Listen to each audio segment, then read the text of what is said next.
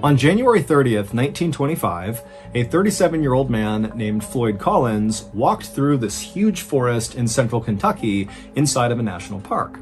As he walked along, his boots splashed in the melting snow and mud on the ground, and above him, all he heard was the sound of water dripping down amongst the leaves. It was warmer than it had been in several days, and so that was why Floyd was out here. He was trying to take advantage of the nice weather. And so after walking for a while on this muddy, slushy trail, the trees around Floyd began to thin out, and then eventually he reached the edge of the tree line, and in front of him was this huge clearing. Now, in this clearing, the trail he was on continued straight ahead, but it came to a stop in front of this huge cavern-like opening in the side of a hill. And so without hesitation, Floyd stepped out of the trees into the sunlight, and he walked the rest of the trail right up to the opening of this cavern, and he stopped and just stared and smiled.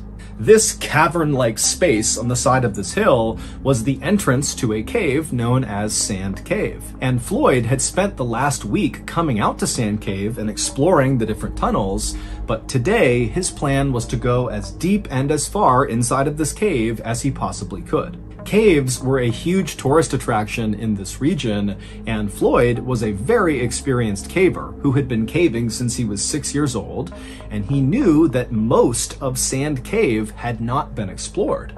And so if he could go in there and explore all the different parts of the cave and map it all out and make sure it was safe, it was sure to be a huge moneymaker. He could bring people here and lead them on guided tours. So Floyd left the muddy path he had been walking on and stepped foot inside of this grand entrance to Sand Cave. It's basically this 250-foot wide cathedral-like space inside of this hill with ceilings high enough you could stand, but it's totally dark in there. And despite being this big open space, it very quickly funnels to this one kind of tunnel that goes straight down and connects to all these offshoot underground passageways, many of which have never been explored before. And so, as Floyd walked across this big open entryway, he lit his oil lamp and then began mentally preparing himself for what he was about to do, which was going to be very claustrophobia-inducing, even for a very experienced caver. And so Floyd reached the back of this huge entryway, and he reached this tunnel that would connect to the rest of the cave, and he began walking down it. And this tunnel was not very restricting. You could stand in it, you could move around in it, but it was very short. It was 15 feet straight down at an angle, where at the bottom of those 15 feet was a square hole in the ground. And Floyd, having been here the previous week, knew that once you go through this hole, the real caving begins. Now you're going to be down on your hands and knees, wriggling your way through these very tight and restricting areas where you don't really know where you're going, because again, a lot of this stuff has never been explored before. But this is why Floyd loved caving. He loved the adventure and the risk of doing things like this. And so Floyd got to this hole, he put his oil lamp down on the ground, he casually lowered himself feet first into this hole, which dropped down several feet, and then once he was on firm ground, he reached up, grabbed his oil lamp, and pulled it into the hole with him. Once he was inside of this lower level space, he crouched down and looked around, and off to his right was a tunnel that he could crawl through that seemed to lead to a series of other tunnels. And so he puts his lamp in front of him, he gets down, and he begins crawling through this tunnel. And after a little while, he reaches this kind of fork in the road where he had several options of very narrow tunnels to choose from. Now, the previous week, Floyd had gone down several of these tunnels and mapped out where they went, but there was one tunnel in particular at this fork that was very narrow. It was likely the most narrow of all the tunnels, but from where he had seen the last week, it looked like it went pretty far without obstruction. And so he immediately began going head first into this tunnel where he had no idea where it was going to go. Think about that. If you go head first into a tunnel and you get stuck, what are you going to do? You can't really go anywhere. So this guy is like totally fearless, just going head first into what most people would consider a nightmare scenario. And so the way Floyd would approach these very tight tunnels is he would put his oil lamp out in front of him, and then he'd keep his hands over his head, and he'd kind of wriggle his way head first and push his lamp along the way. And so that's what he did. He began going into this really restrictive tunnel. You know, it's hard to breathe because the walls are so tight on his chest cavity. But as he's going, eventually the ceiling begins to slope upward just enough that he can pull himself up onto his hands and knees and kind of catch his breath. By this point, Floyd was approximately 55 feet underground. That's where this little pocket was, where he could get up on his hands and knees and breathe. And so from this position, he still could see with his lamp that this tunnel continued to snake further and further down, and his hope was that eventually it would lead to a big underground chamber that was not just big enough to go to your hands and knees on, but was big enough you could stand and walk around in, because those were the big tourist attractions. Not only because it seems like another world underground that you can fully explore and walk around in, but also, as Floyd knew from his past experience of going into other caves, a lot of times those big underground chambers are full of Native American artifacts. And again, that was a huge potential moneymaker for people like Floyd, because it allowed him to advertise that this cave where tourists could go explore was full of all this rich history. And so Floyd eventually, after catching his breath in this little spot, got back down onto his stomach with his hands out in front of him, with the lamp out ahead of his fingers, and he began going deeper and deeper into this unexplored section of Sand Cave. And as he inched along, even though the ceiling remained very tight on top of him, he's totally compressed to the ground, the walls on either side of him began to expand, which meant Floyd, if he wanted to, could actually turn himself around, although he couldn't stand up. And so Floyd is making his way down this very low ceiling area when he notices his oil lamp is beginning to flicker, which means it's going to go out soon. Now, Floyd wasn't concerned about suddenly being in the darkness inside of a cave. Now, to most people, that would be terrifying, but Floyd, again, was so experienced, he was very confident that he could easily make his way out again just by touch. He didn't need the light. But he did know that trying to move around inside of a cave in the darkness was dangerous, and so he should not do that if he could avoid it. And so as much as Floyd wanted to continue and hopefully find something incredible inside of this cave, he decided he really needed to just turn around and go back to the surface and come back the next day to continue exploring. And so, because this part of the tunnel he was in was really wide, he was able to turn himself around and drag his lamp until he was facing back uphill, and then he rolled onto his back. So his head is pointing back up where he came from, and his feet are pointing in the direction that he had previously been traveling, and he's on his back. And so his oil lamp is above his head. He can move his arms side to side because, again, it's pretty wide in the area he's in, but his head is pretty restricted by the ceiling. And he began inching with his heels and pushing with his arms, moving up the tunnel on his back. And as he would move, he'd use his head and his hands to push the oil lamp back up the direction he was going. And for a little while, this system worked great. But at some point, right as he was getting close to that area where he was able to previously get on his hands and knees and catch his breath, Floyd accidentally kind of rushed and pushed his lamp too hard and knocked it over, which extinguished the light. And so suddenly, Floyd was cast into total darkness.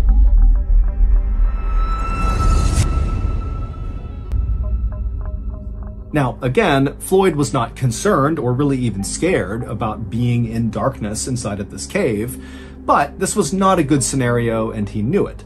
But he told himself, stay calm. He knew where he was in the cave. He just needed to get to that little pocket. He'd catch his breath, and then he'd continue his way back up, eventually reach that hole in the ceiling, that square hole. He'd climb out, make his way out of the cave, and boom, he'd be done. And so Floyd just continued to push the now extinguished oil lamp above his head, and he continued to inch with his heels and moved his arms around to keep going backwards up this tunnel. But then, right before Floyd reached that pocket inside of the tunnel where he could get onto his hands and knees, he heard the sound of falling rocks somewhere below him, kind of near his legs. Now it's pitch black, he can't see anything, and so Floyd just kind of held his breath and hoped that whatever was happening wouldn't affect him.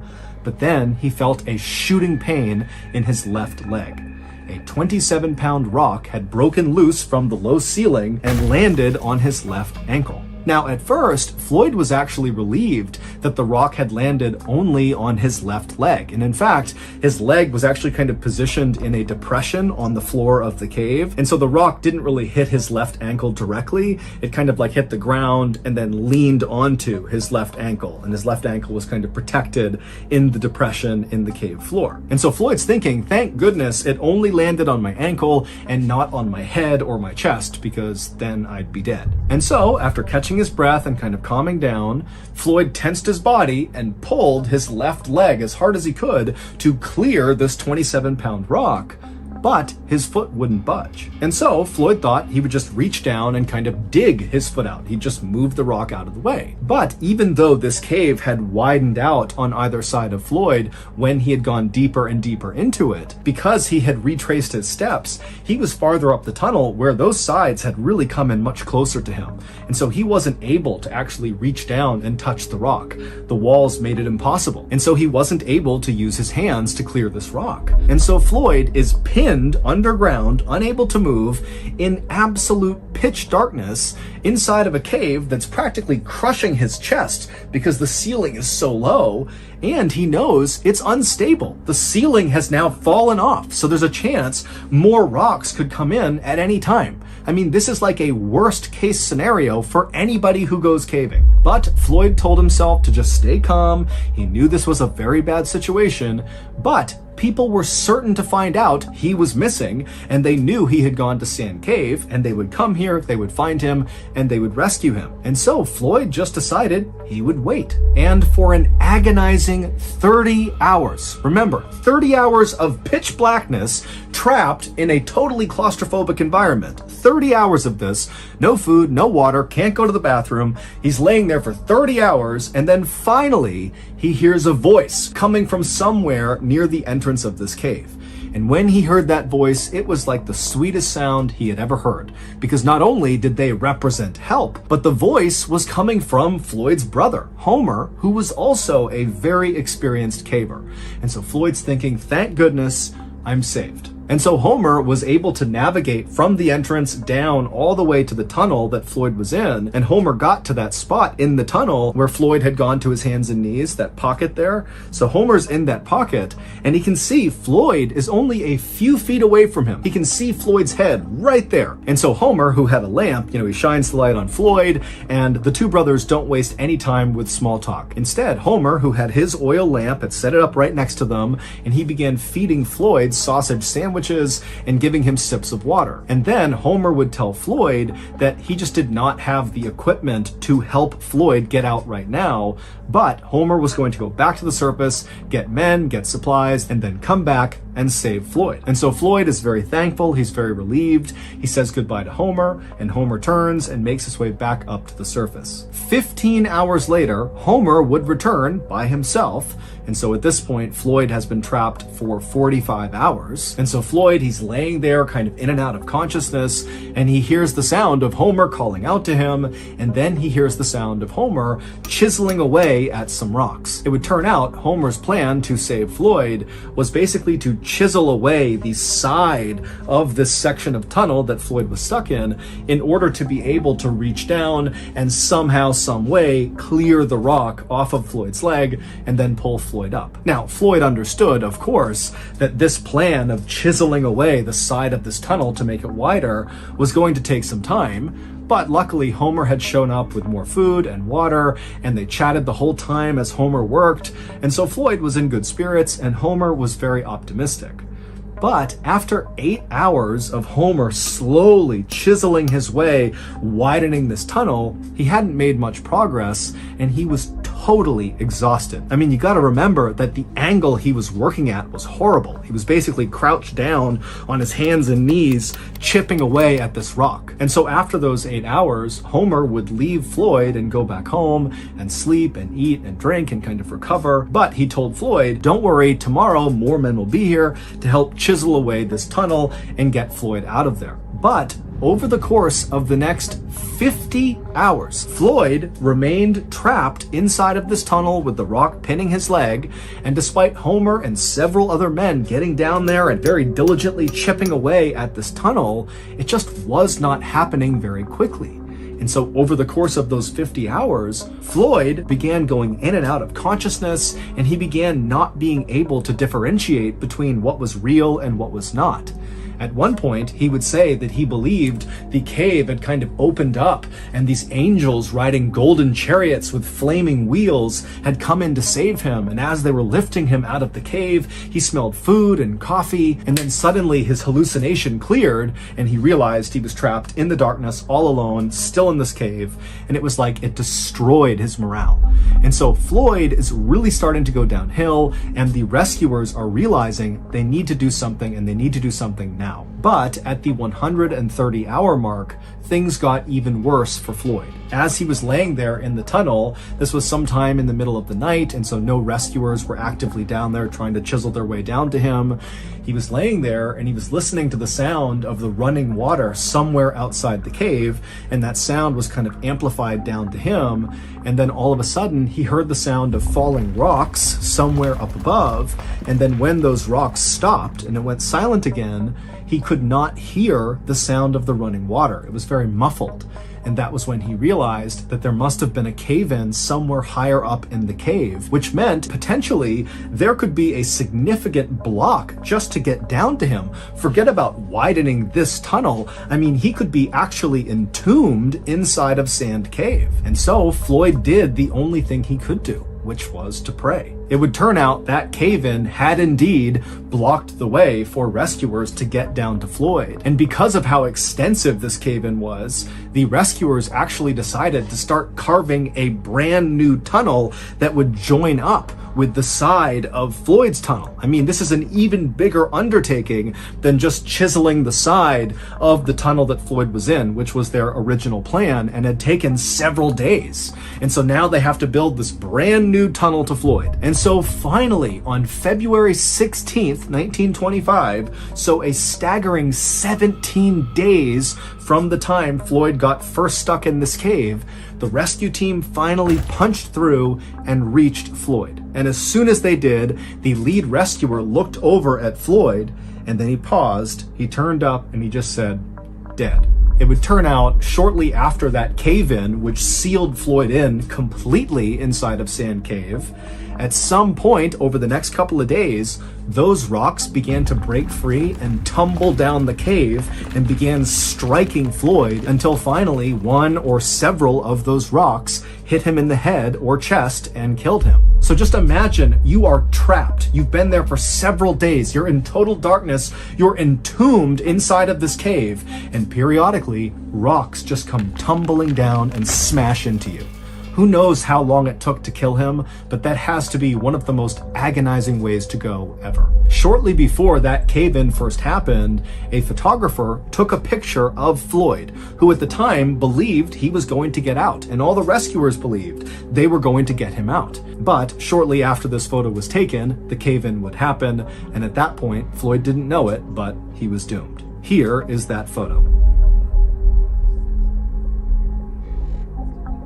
Floyd's body was eventually removed from Sand Cave. However, instead of being buried, because of the interest around this cave rescue that ultimately failed, there was a decision made to actually put Floyd's body on display inside of another cave. Basically, Floyd's body became a tourist attraction. And it would remain a tourist attraction for decades until finally he was removed from that cave and given a proper burial.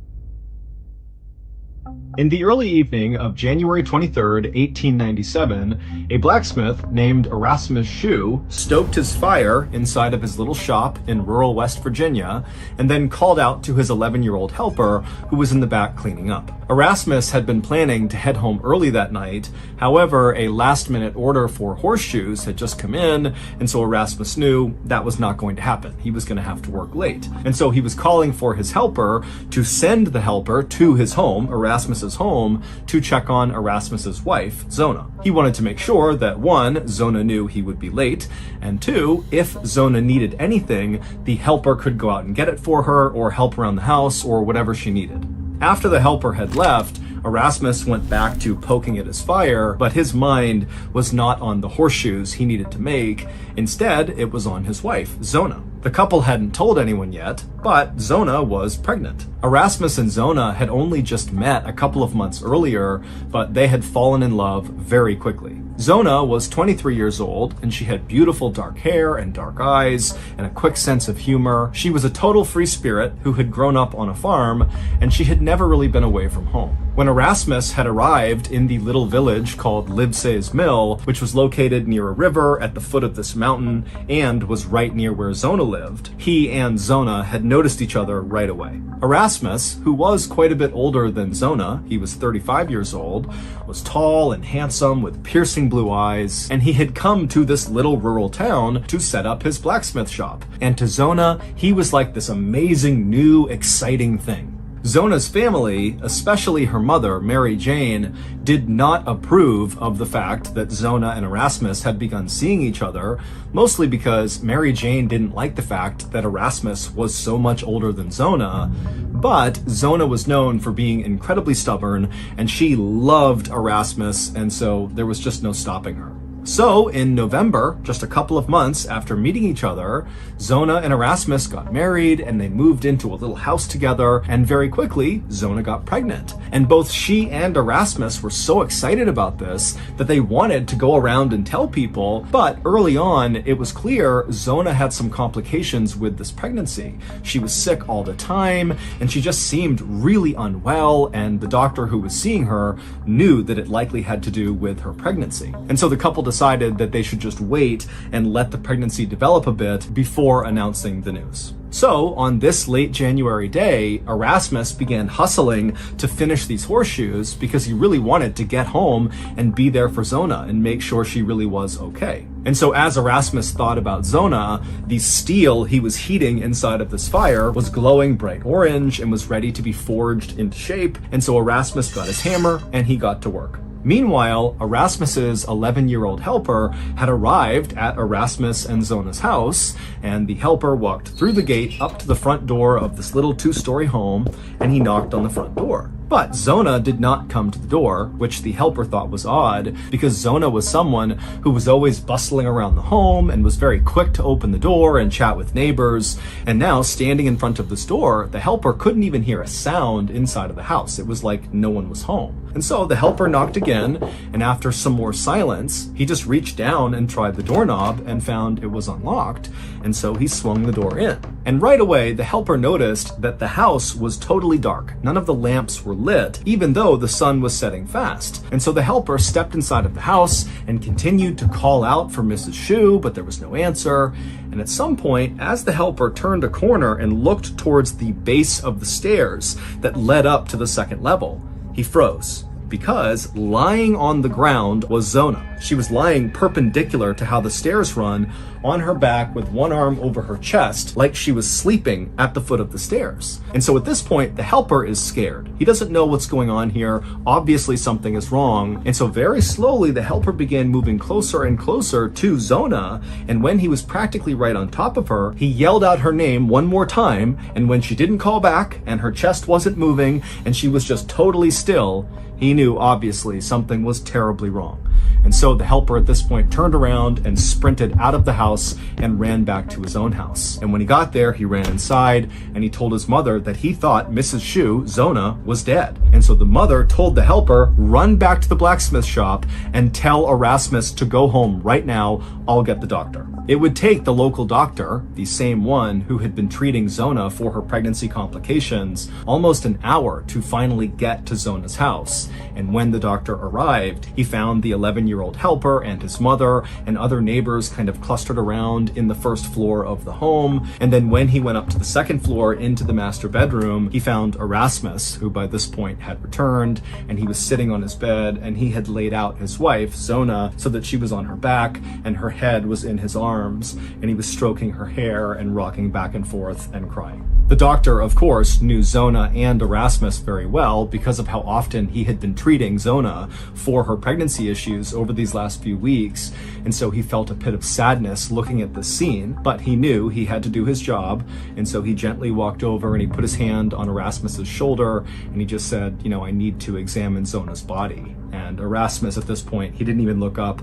He just continued to sob and rock back and forth while stroking her hair. Finally, the doctor kind of was a bit more forceful in asking Erasmus to step aside, at which point Erasmus did. He got out of the way and positioned Zona flat on the bed, and he made sure her hair was perfectly combed all around her neck. And then Erasmus knelt down right next to the bed and continued stroking his wife's hair and crying, while the doctor at this point kind of moved to the foot of the bed and began looking at Zona and beginning his examination. And the doctor would quickly confirm that yes, Zona was dead.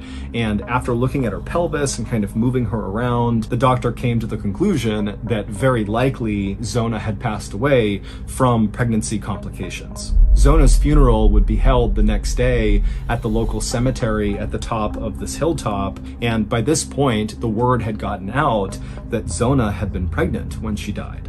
And so during this funeral, everybody was staring at Erasmus, who was overcome with grief and crying so hard that he could barely catch his breath. And then right before they lowered Zona's casket into the ground, Erasmus made a point of putting his wife's favorite scarf into the coffin with her. He said his final goodbyes, he shut the casket, and then it was lowered into the ground. But while the mourners were obviously very moved by just how unbelievably grief-stricken Erasmus was, I mean, his whole family was wiped out in one blow, what really stood out to the people that attended that funeral was not Erasmus's reaction to his wife's death, but rather Zona's mother's reaction to Erasmus.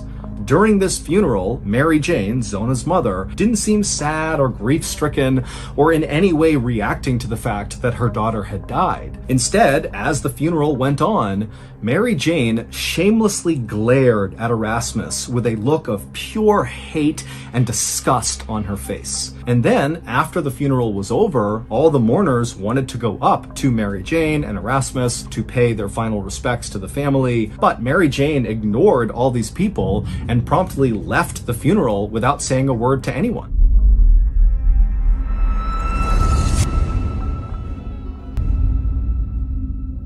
And in the days that followed Zona's funeral, Mary Jane's behavior only continued to get more and more bizarre. When neighbors would drop by Mary Jane's house to drop off food or just check in on her, Mary Jane refused to come to the door. Mary Jane basically began staying up all night. People would see there were candles lit in her bedroom at all hours, and they'd see her pacing around her room and then periodically kneeling on the ground and kind of staring off into the distance. And then on the rare occasion that Mary Jane actually left her house, she would look totally disheveled and distracted, and as she walked around town, she'd be mumbling under her breath and constantly looking over her shoulder like she was scared someone was following her. And when concerned neighbors came up to Mary when she was out of her house, she refused to make eye contact with them, didn't want to talk to them, and as fast as she could would get away from them. Whatever was going on with Mary Jane, her husband was not willing to talk about it to other people in town. However, they did notice that he had begun sleeping in the barn, so he was not even staying in the house with his wife.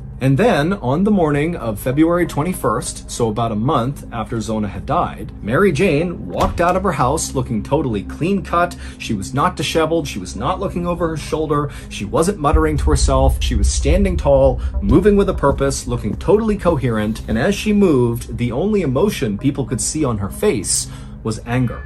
And so Mary Jane, angrily, walking with a purpose, walked her way to the local prosecutor's office, and instead of knocking and waiting to be let inside, she just opened the door and barged right inside. The prosecutor knew Mary Jane and knew how strange she had been acting over these last few weeks, and so when she came inside, he was alarmed at her sudden presence, but he was also pretty curious as to what was going on. And so when she came in and demanded to speak to him, he was happy to go into his office and take a meeting kind of simply out of curiosity. But once the two of them sat down in his office, Mary Jane proceeded to tell this prosecutor this totally outlandish story about her dead daughter, Zona, that at first made the prosecutor think, okay, clearly Mary Jane has lost her mind. That's what's been going on over the past few weeks. All this grief of losing her daughter has caused her to kind of snap. But by the end of these 2 hours that Mary Jane seemed to just be kind of rambling about this story about her daughter, the prosecutor started to realize that, what she was saying kind of made a lot of sense, and his suspicions began to rise and rise. And so once Mary Jane was done telling this wild story about Zona, the prosecutor was convinced that what Mary Jane was saying had to be true, and so he knew they needed to dig Zona up. And so after Mary Jane had left, the prosecutor ran to the local doctor's house, the same doctor who had been treating Zona and then also looked at her after she died.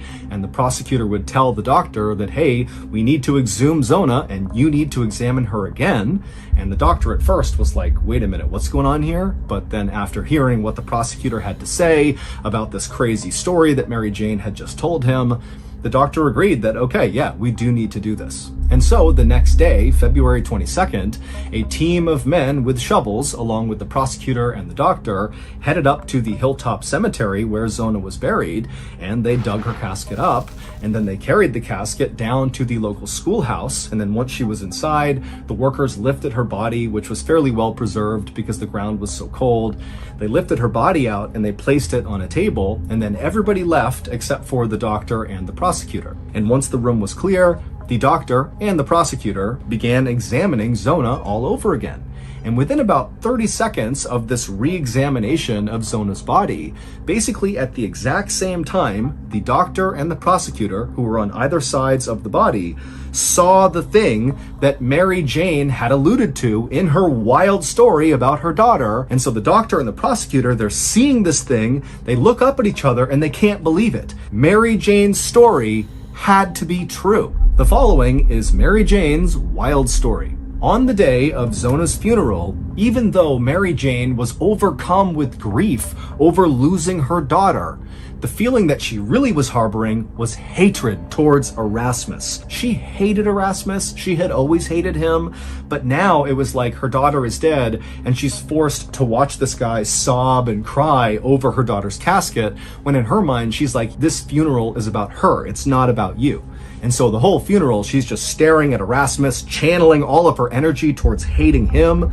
But then, as she's doing this, a new emotion began to creep up on her that she couldn't quite describe. Basically, it felt like something was terribly wrong. And intuitively, Mary Jane felt like the only person who could explain what this thing was that was wrong kind of in her life somewhere was her daughter, Zona, who was obviously dead. And so this feeling that something is terribly wrong, it completely consumed Mary Jane's mind. And so by the end of the funeral, she wasn't mad at Erasmus. She was just thinking, how do I get in touch with my daughter? I need to get answers from my daughter. And so when the funeral ended, Mary Jane just left the funeral as fast as she could. She went home, she went into her bedroom, and she knelt down and she began to pray. Not for peace or strength in this difficult time, but instead, she prayed for her daughter's ghost to appear to her and tell her what was wrong. And for the next month, that is all Mary Jane did. She was obsessed with this idea that she needed to basically conjure her daughter's ghost to tell her what this thing was that was wrong. And so that was why she was acting totally crazy. All she did was pray and then look for signs that her daughter's ghost had come or was on her way. And so she'd be up all night kind of looking around, hoping her daughter would suddenly appear.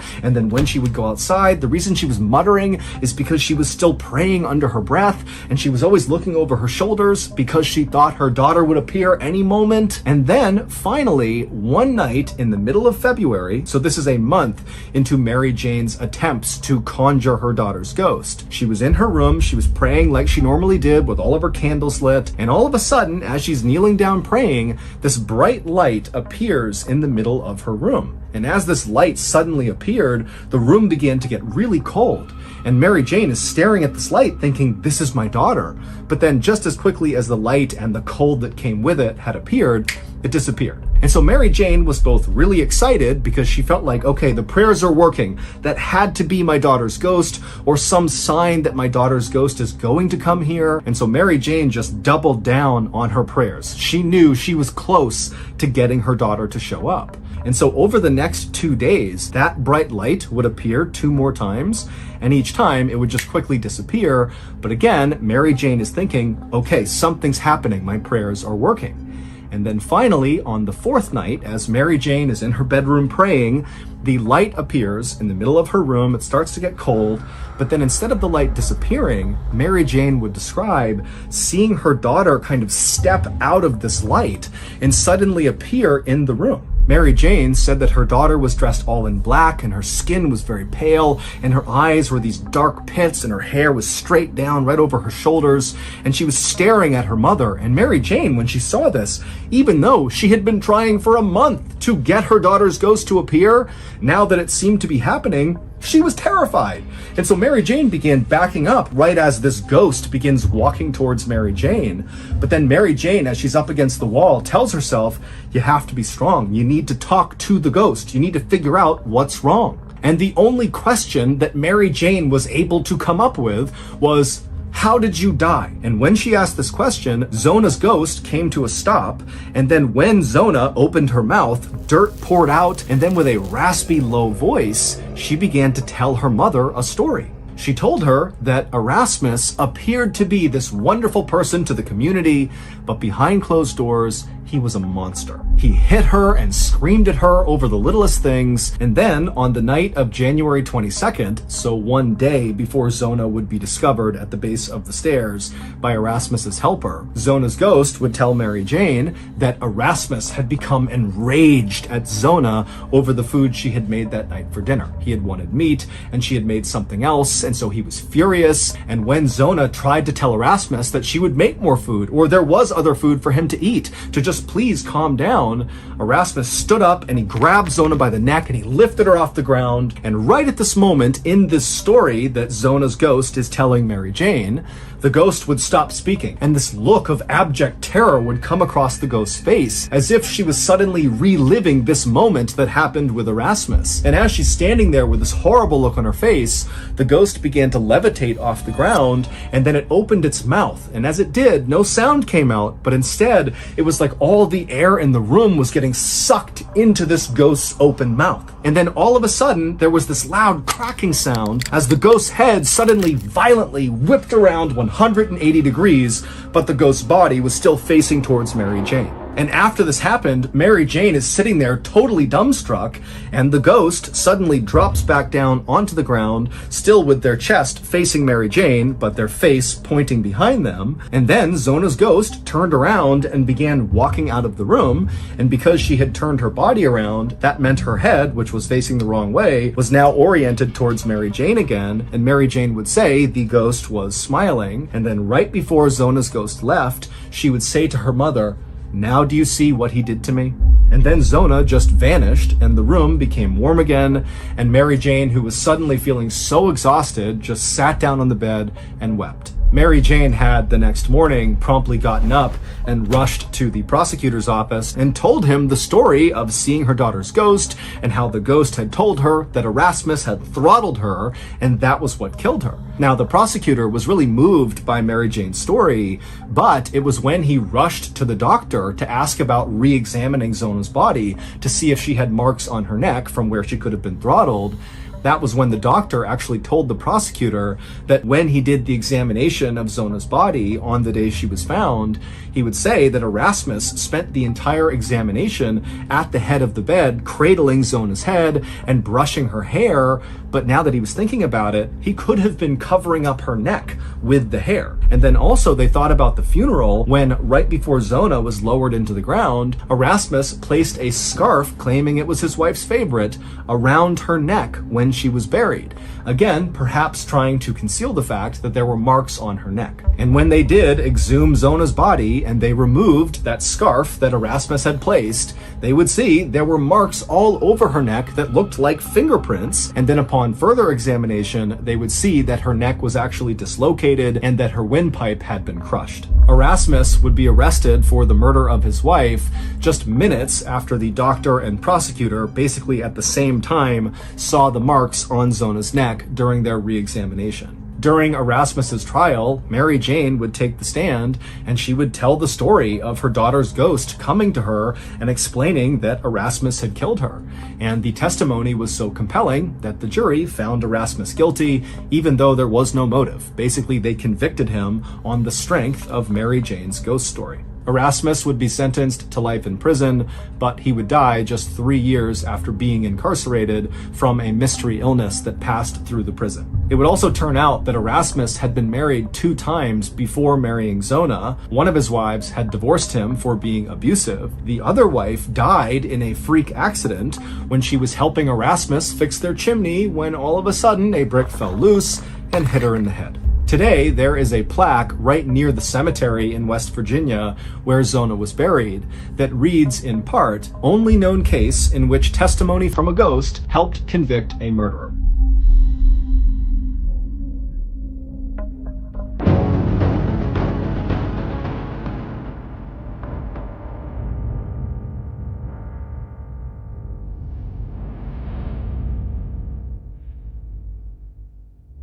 At around 5 o'clock in the evening on June 25th, 1999, a man named Ricky McCormick stumbled into an emergency room in St. Louis, Missouri, with his hand over his chest, complaining that he couldn't breathe. He said he had asthma, and earlier that day he had been cutting the grass, and so maybe that had caused a flare-up. But either way, here he was in a lot of discomfort saying, I need help. Ricky was 41 years old, and for his whole life, he had had heart and lung problems, and so him arriving in this state in the ER was actually not all that uncommon for him. And so this hospital did what they did with anyone who came in complaining that they couldn't breathe.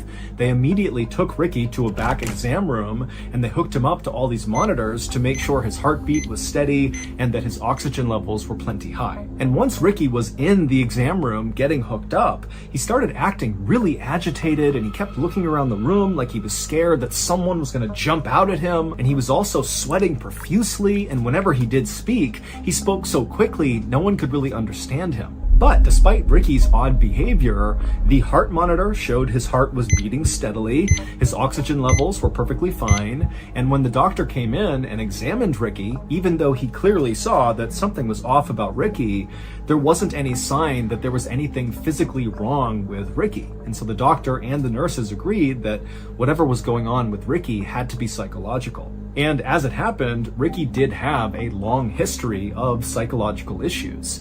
He was known for making things up all the time, just telling people these crazy stories about himself, like how he was this talented singer and he was about to go on tour, or that he was actually a prince, or that he was studying to be a doctor. I mean, things that nobody thought was true, but Ricky would say as if this is just common knowledge, this is who I am. And so Ricky's family for the longest time had just assumed that Ricky was either bipolar or maybe schizophrenic. Those are both serious mental health disorders that totally disrupt normal thinking. But Ricky, despite being encouraged by his friends and family to go get help, never got help for any of his psychological issues. And so Ricky's life had kind of gone off the rails. He had dropped out of high school and not gone back to any sort of schooling, and he had spent some time in jail. Now, Ricky was living in a low-income, very dangerous part of St. Louis, which is a big Midwestern city on the Mississippi River that in 1999 had a very serious issue with gang violence. Ricky absolutely hated it there,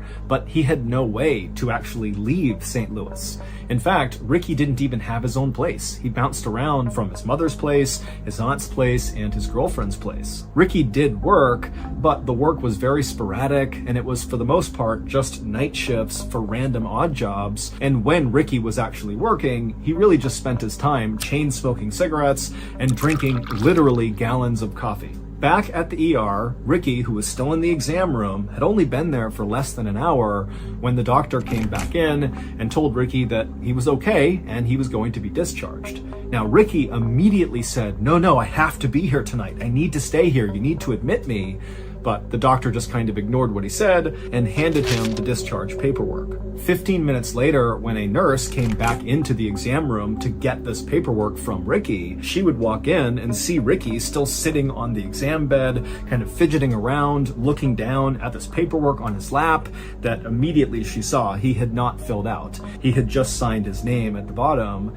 And when she walked in, Ricky looked up at her and he kind of shrugged his shoulders and looked at her and was like, I don't know how to read or write. Can you help me? And so the nurse immediately felt bad for Ricky. I mean, he's got dirty clothes on, he looks thin and frail, he's clearly very down on his luck, there's some issues happening with this guy, and he can't even fill out his discharge paperwork. And so she said, no problem. She sat down with him, and together they filled out his paperwork. And then afterwards, when she walked him out of the exam room back to the front of the hospital, Ricky turned to her and said, you know, instead of going home, can you just let me stay here in the lobby just for tonight? And this nurse, who knew she was not allowed to do this, she looked around and saw it was not a busy night there. And so she said, okay, as long as you don't bother anyone, you can stay here. And so Ricky thanked her repeatedly and then walked over to the corner, kind of far away from the front desk and far away from the front door. And he sat down and folded his arms, and then he just stared at the front door. And so this nurse assumed that Ricky actually must be homeless, especially based on, you know, how he came in and how he was acting.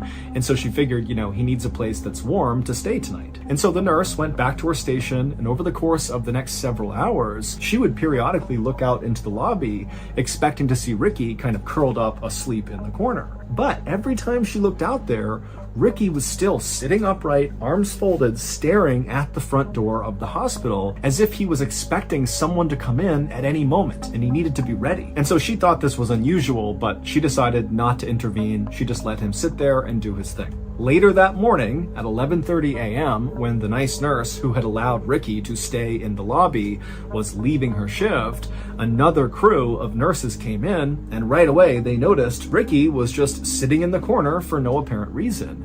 And when they walked up to him to ask if he was okay, you know, what are you doing here? What can we do for you? Ricky, instead of trying to talk to any of these nurses, just got up and walked out of the hospital. After leaving the hospital, Ricky walked to a nearby payphone and he called his girlfriend, Sandy. And when Sandy picked up the phone, she immediately recognized her boyfriend's very familiar voice, but she also picked up that he sounded really tired and kind of out of it. And so when she asked him, you know, are you okay? What's going on? Ricky would tell her that he had just spent the night in the hospital. But he didn't clarify that he had spent the night in the lobby of the hospital, not admitted as a patient at the hospital. But to Sandy, it really didn't matter because already this was raising red flags for her, because this was actually the second time that Ricky had gone to the ER just that week. Just a few days earlier, Ricky had been released from a different hospital in St. Louis after telling doctors there that he had had these chest pains and he couldn't breathe. And so he had been admitted for a couple of days, but ultimately they determined that there really was nothing wrong with him. And they too believed whatever was happening with him had to be psychological. And so he had been released. Additionally, Sandy had been growing increasingly worried about Ricky because over the last several weeks, Ricky had begun acting really paranoid, to the point where anytime he was in her apartment and somebody outside the apartment just walked down the hallway, Ricky would jump as if he was worried whoever was out there was going to barge in at any moment. But whenever Sandy asked Ricky, you know, what's going on? Why are you so paranoid? He refused to elaborate. So, feeling very concerned about Ricky, on this phone call, Sandy would say to Ricky, please come to my apartment and let me take care of you. If you're not feeling well, I'll make you feel better. Just please come to my apartment right now. But Ricky said no, he did not want to go to Sandy's apartment. He told her instead he was going to walk to a nearby gas station to get a bite to eat, and then afterwards he would give Sandy a call. And so the two of them agreed to this plan. They hung up. But then Ricky did not call Sandy later. A worker at the gas station where Ricky said he was going would later tell authorities that Ricky did come into the gas station and he got a hot dog on that day, the 26th. And then the next day, this same worker said, yep, we saw Ricky again on the 27th. He came in here, he got a bite to eat, and then he left. But after that, nobody saw Ricky. Not his aunt, not his mom, not his girlfriend. He didn't show up in any other emergency rooms in Missouri. He just disappeared. On June 30th, so 3 days after Ricky was last seen at this gas station, a woman was driving her car 20 miles north of St. Louis on this highway when she looked out into this cornfield that butted up against the highway, and she saw kind of in the middle of it was this dark shape that looked totally out of place. And so she was intrigued enough that she actually pulled over on the road. She got out and began walking into this cornfield to see what this thing was. And when she got up to this thing and saw what it was, she froze in horror, and then she screamed, turned around, and ran back to her car, and she flew to the nearest gas station. She grabbed a payphone and she called 911. When the police arrived at this cornfield, they too walked out towards this dark thing, and then finally they saw what this thing was that had scared this woman. It was a dead person who was lying face down. Their body was very badly decomposed, and in fact, their body was just kind of falling apart, like the fingers of this person's body had just kind of crumpled off of their hands.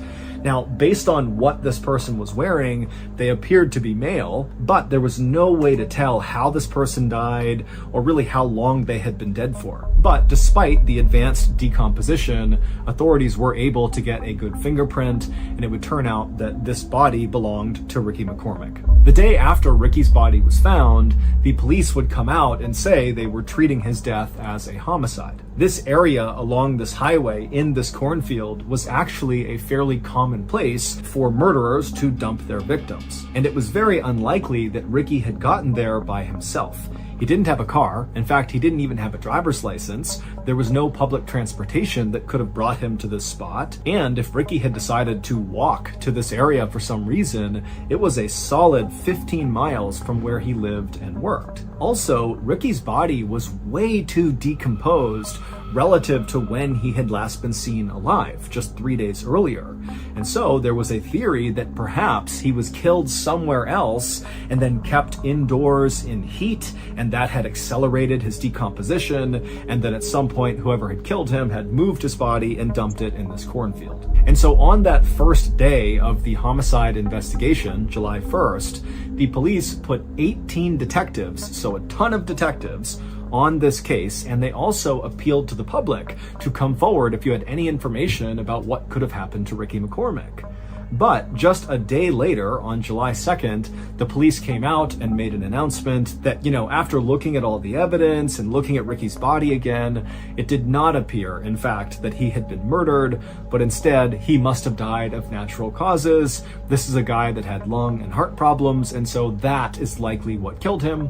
Case closed. And so after this announcement, all of the evidence in Ricky's case was bundled up, put into storage, and people just kind of forgot about it.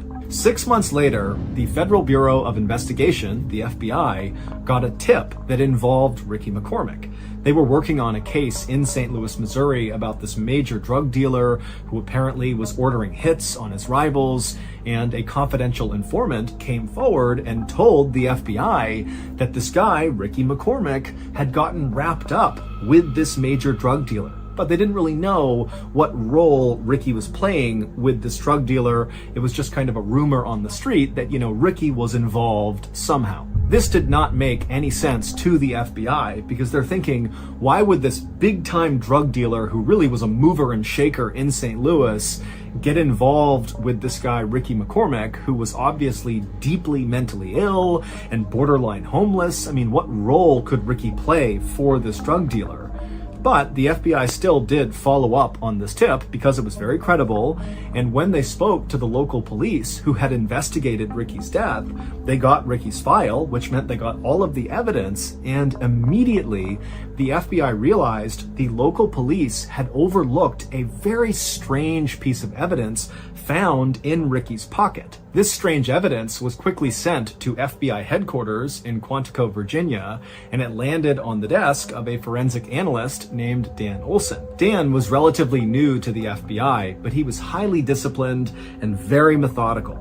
And so when he received this piece of evidence, he got to work right away trying to figure out what it was, what it meant in relationship to Ricky and this drug dealer, and maybe does it answer the question of how these people are connected. But despite his best efforts in calling in the experts and using every computer program to analyze this evidence, he just could not figure out what it meant. At the same time that Dan was doing this, the big drug dealer who was the target of that big FBI investigation in St. Louis was arrested on gun and drug charges, and so the big case was now over. And suddenly, trying to figure out what connection Ricky McCormick had to this drug dealer was kind of irrelevant because the drug dealer was behind bars and Ricky was already dead. And so the FBI kind of put a pause on trying to figure out what this evidence was. And so Dan, even though he was really curious now, he was fully invested in trying to figure out what this thing was, he realized he had to give it up too and move on to something else. And so the strange evidence went back into storage, and once again, everyone just kind of moved on from Ricky McCormick. But Dan never really forgot about this mystifying piece of evidence. It was always in the back of his mind. 22 years later, Dan Olson had now become very senior at the FBI. He was actually in charge of their cryptanalysis and racketeering unit. Basically, he was in charge of the people at the FBI who specialized in code breaking, meaning they were the people that would pull any sort of secret messages embedded inside of evidence. And so at some point after taking over this unit, Dan pulled out of storage this strange piece of evidence connected to Ricky McCormick. And he said, you know what? I just need to know what this means. I have to figure it out. I've never been able to. It's haunted me ever since. And so Dan went public. He went to the media and he asked the world to take a look at this mystifying piece of evidence and come forward if you have any idea what it means. When Ricky was discovered in that cornfield, the local police quickly emptied his pockets. And in his pants pocket were 2 documents that contained an incredibly complex cipher or code. It was basically 30 lines on each piece of paper with different symbols and letters and capital letters. I mean, it looked like total gibberish to the untrained eye. But to people like Dan and his code-breaking team, these symbols and letters could mean there was a secret message hidden inside of these documents if you could break the code system. But of course, no one could ever break that code. So how in the world does a guy like Ricky, who is basically functionally illiterate and can only write his name, he's clearly mentally ill and he's not really in touch with reality all the time, how does a guy like that come to be in possession of these complex ciphers? And if he didn't write these ciphers, because that's possible, maybe somebody else gave them to Ricky, well, why would anyone who came up with this very complex cipher entrust a guy like Ricky to be the one to carry these things around? I mean, presumably, they contain confidential information that's been very carefully hidden inside of the cipher. And so why give it to Ricky? He's such a liability. And also, what happened to Ricky in that cornfield? I mean, we don't even know how he got there. We don't know how he was killed. All we know is that he had these ciphers in his pocket when he was found. And so many people believe, including law enforcement, that the answer to, what happened to Ricky and what was his connection to this drug lord in St. Louis, if any, or, what was he up to, will all be solved if we can just figure out what these 2 ciphers mean. But as of right now, no one has solved the riddle of what these 2 ciphers mean. All we know is that Ricky McCormick, a couple of weeks before he died, became increasingly paranoid and was so scared of someone or something that he was likely running into these hospitals just to hide out. But eventually, whoever or whatever Ricky was scared of very likely caught up to him and killed him. But until we crack these ciphers, we very likely will have no idea what actually happened to Ricky McCormick. Today, the FBI has set up a special website where you can look at these 2 ciphers that Ricky had in his pocket, and if you're able to crack them, because someone's going to eventually, you can tell the FBI through this website and potentially help solve Ricky's murder. To go to this FBI website, click the link in the description below.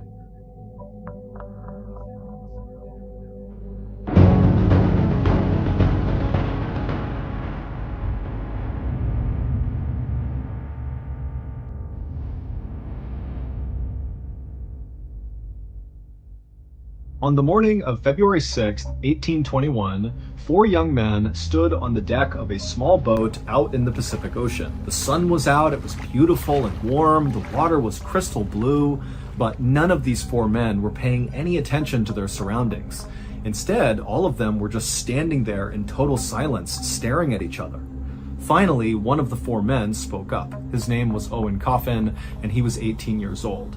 And Owen, like the other 3 men, had grown up on the water. In fact, all 4 of these men had grown up on this small island called Nantucket off the coast of Massachusetts, where the main industry there was whaling, which meant sailors like these 4 men would go out and hunt whales and slaughter them for their oil. So from the time Owen and the rest of these men were very little, they were out on the water learning how to sail, and they were also learning the customs of the sea. And there was one custom in particular that Owen wanted to talk about right now with the other 3 men. So, in a very serious and hushed tone, Owen asked the question of the other three men that sailors referred to as the delicate question. And after Owen asked the so-called delicate question, the other three men, who were already very serious and just kind of standing there in silence, suddenly their eyes started to go wide and their mouths went agape. And then again, all of the men just kind of fell into total silence.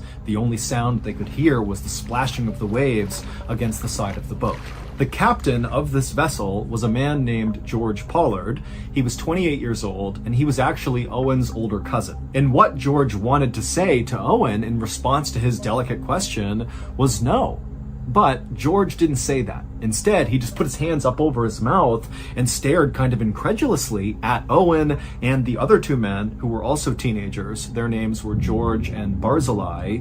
And as he stared at these other three men, he realized that their answers to the delicate question was a resounding yes. They knew it had to be a yes. They had to do this. And even though George could totally override them because he was the captain and so technically in charge, he knew in this situation, under this particular custom, he couldn't overrule them. And so, with his hands still over his mouth, George just nodded a yes. Yes, let's go forward with this custom. And so, with a unanimous decision to move forward, Owen slowly reached down and pulled out the ship's logbook from underneath one of the seats behind him. And then he opened up the book and he flipped to the back pages of the logbook, which were totally blank, and he grabbed one of the pieces of paper and he ripped it out of the book. Then Owen began to rip this piece of paper into strips. First, he ripped 3 identically long pieces of paper, and he held up all 3 at the same time to show the others that these are the 3 that are the same. And each of the 3 nodded their head, yes, we see that. And then Owen reached down, he grabbed the paper again, and he ripped a 4th strip out, and this one was dramatically shorter than the other 3. And so Owen held up this much shorter piece, and he showed Charles, George, and Barzillai, and again, they all kind of nodded in agreement, yes, we see, that's the short piece. And so once the whole group was satisfied that they had their 4 strips, Owen took off his hat, he put all 4 strips inside, mixed it around, and held out his hat. It was time. The first man to reach into Owen's hat was Owen's older cousin and the captain, George.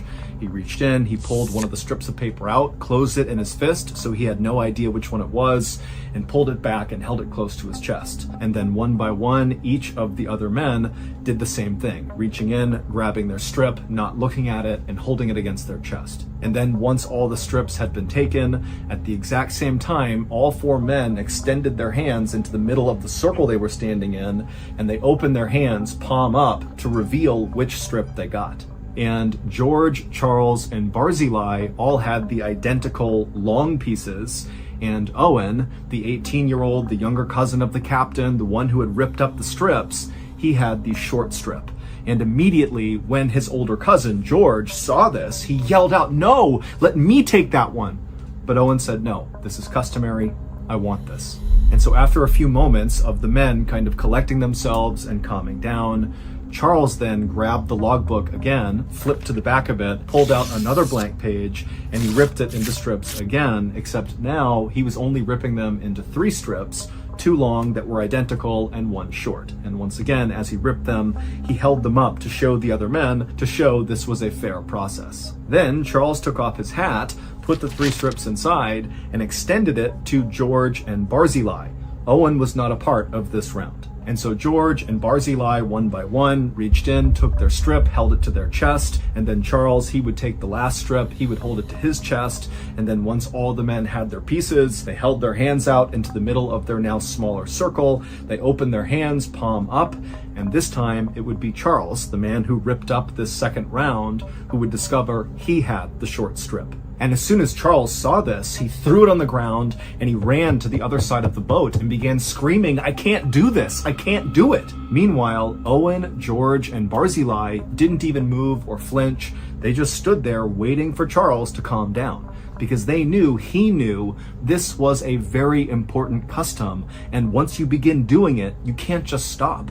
Charles would have to come back over and play his role. And so after a few minutes of Charles still kind of calling out that he couldn't do this, tears are coming down his face, he finally wiped the tears, he calmed himself down, and he walked back over to the group, who again, they hadn't moved. George, Barzillai, and Owen, they're just standing there waiting to continue this custom. And so as Charles began coming back over, looking ready to continue, George, without even saying anything, reached down and unlatched a door on the side of the boat.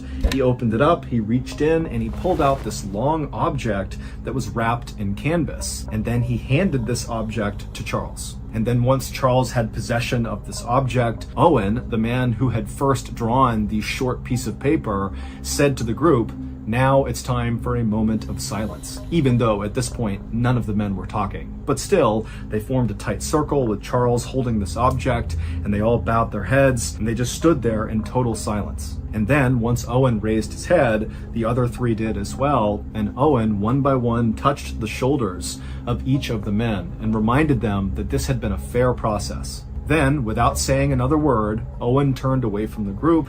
He walked over to the edge of the boat, looking out over the water. He got down on his knees. He made sure his posture was good, and he looked out over the water.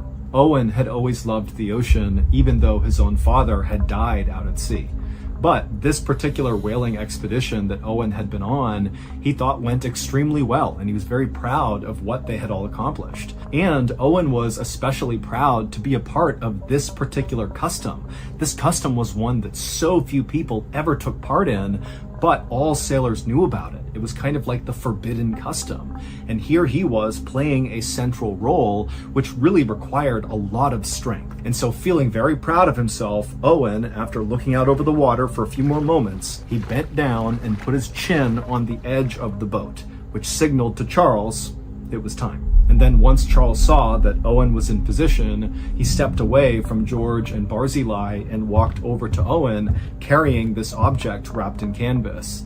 And then once he was right behind Owen, without saying a word to him, he unwrapped the object, and it was a rifle. And once the rifle was uncovered, he placed the barrel against the back of Owen's head, and then he fired a shot. And instantly, Owen slumped to the ground, dead, and Charles kind of staggered back and fell on the deck and let out this strangled scream. He couldn't believe what he had just done, but he knew there was no other choice. Once they decided to do this sacred custom, they had to take it to the end. And so George, who had just witnessed the execution of his younger cousin, was deeply troubled and pained, but he too knew they had to bring this custom to the finish line, which meant it was George's turn to step forward and play his part. And so George walked up to his now dead younger cousin, and George pulled out a serrated knife and cut off Owen's head. And then once Owen's head was removed, he placed it on the deck so Owen's face was looking away from the other men, like he couldn't see what they were going to do. And then once the head was in place, George went back to Owen's body and began cutting him open and pulling his organs out and handing them to Charles and Barzillai. George also began cutting off long strips of Owen's flesh, creating sort of like fillets. And then, even though there was a spot on the boat to have a fire, the three men decided they just could not wait. And before long, the only sound that could be heard on board this little boat floating out at sea on the Pacific Ocean was the sound of Charles, George, and Barzillai tearing into Owen's raw flesh with their teeth, turning their beards bright red with his blood. The delicate question that Owen asked the other men at the beginning of this story was one of the most feared questions amongst sailors, and it was only asked if there was a shipwreck or some sort of emergency that happened out at sea, which meant the group had almost no chance of survival. Only in those circumstances was the delicate question appropriate. And what it was, do we draw lots to determine which one of us dies so the other can eat them in order to have a better chance at survival? And so during that first round, when Owen had drawn the short strip of paper, that determined he would be the one who was murdered and eaten. And then in the second round, when Charles drew the short strip of paper, that meant he would be the one to kill Owen. On February 6th, 1821, the day that Owen posed the delicate question, he and the other three men had been lost at sea for the past 3 months after a whale had struck the side of their whaling boat and left them adrift with almost no food and no water. There had been other men on board the Essex who had died from starvation and exposure, and their bodies had been consumed by the surviving sailors until on February 6th, they were down to just these 4 men and no more bodies to eat, which is why they decided it was time. They had to ask the delicate question. 17 days after Owen sacrificed himself so the others could eat him, another boat happened to drift past the stranded Essex boat, which now only contained Charles and George. Barzillai had died of starvation 5 days after they killed Owen, and Barzillai had been eaten by George and Charles as well. And as this other ship passed by the Essex and they looked on board, all they saw were skeletons of the men that had died and been eaten, and Charles and George were on opposite ends of the boat, curled up in a ball, chewing on human finger bones, trying to get the last bits of flesh off. And their bodies were totally emaciated, their hair and their beards were wild, they looked totally feral. And then when this boat actually came up alongside the Essex and boarded to rescue Charles and George looked terrified. It was like they had totally lost their grip on reality. They had been lost at sea for 94 days and had consumed all of their friends, and so it makes sense they might go kind of crazy. But after this crew was able to get Charles and George fed and get them water and cleaned up, they kind of regained their composure and their sanity, and they were very thankful and happy to be alive. The story of what happened to the crew of the Essex quickly spread all around the world, and in fact, it served as inspiration for Herman Melville to write his classic American novel, Moby Dick.